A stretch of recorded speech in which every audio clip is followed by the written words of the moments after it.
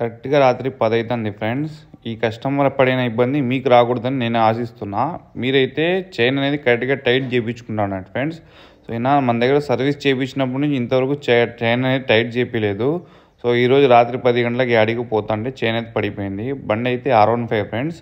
ఈ బండికి chain loose ఉండడం వల్లే పడింది. వేరేది ఏం ప్రాబ్లం లేదు. చైన్ విపరీతంగా లూజ్ అయిపోవడం వల్లే పడింది. సో, మీరు కూడా కరెక్ట్‌గా టయానికి చైన్ అనేది టైట్ చేపించి దానికి ఆయిల్ అయితే వేపిస్తూ ఉండండి. చైన్ అనేది లైఫ్ వస్తుంది. ఆయిల్ కానీ లూప్ కానీ. ఓకేనా ఫ్రెండ్స్?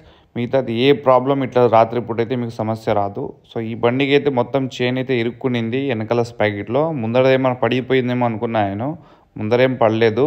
వెనకాల మొత్తం పడిపోయి చుట్టుకునింది అట్టే స్పాకెట్ బోల్టాలకి అయితే.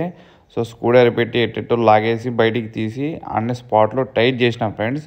ఇంకా ఈ బండ్లకు సెంటర్ స్టాండ్ కూడా ఉండదు కాబట్టి సైడ్ స్టాండ్ మీద టైట్ చేయాలా, కరెక్ట్గా ప్లే చూడాలంటే కుదరదు.